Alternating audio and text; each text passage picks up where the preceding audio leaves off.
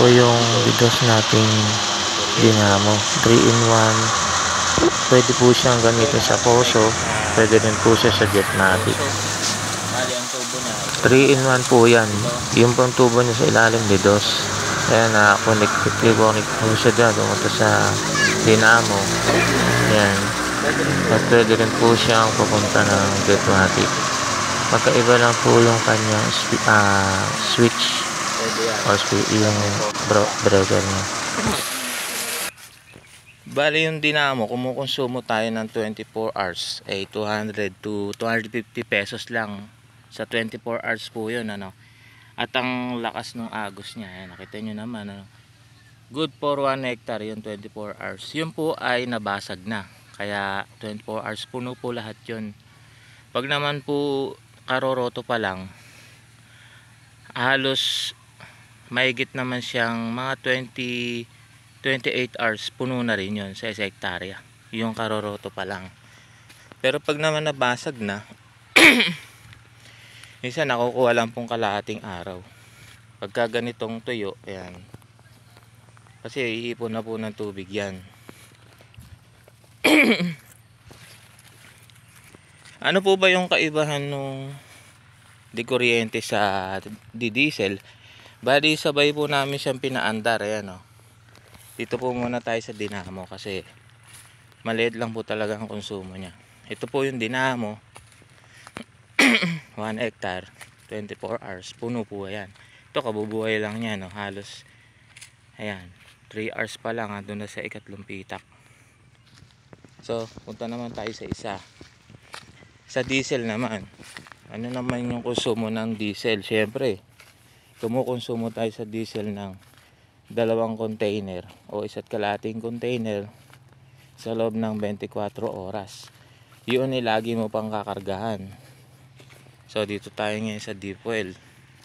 Ito po isang banos na to, tuyo, tutuwigan to ng galing sa water pump na di diesel. Ito naman po di tres. Ayan, ito na tayo sa may diesel ang gamit. Ito na, kabubuhay lang namin yan. Nakita nyo, tuyo pa. Ngayon ito lang maagos yung tubig. Yan.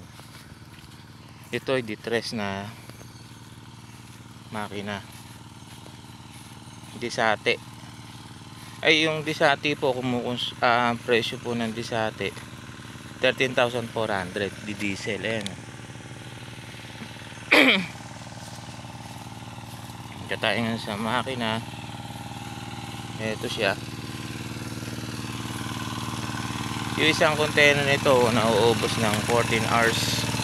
Yan.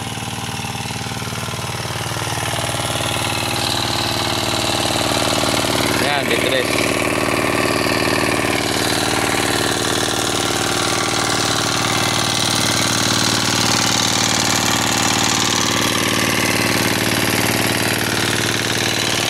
Ayan, balik tayo dito sa dinamo. Tingnan yung buga ng dinamo, napakalakas. Oh. Diba? Tahimik pa. Pag naman di diesel, ngayon, lakas ng agos niyang didos lang yun, ha. Pero yung halos yung impact ng tubig ang lakas.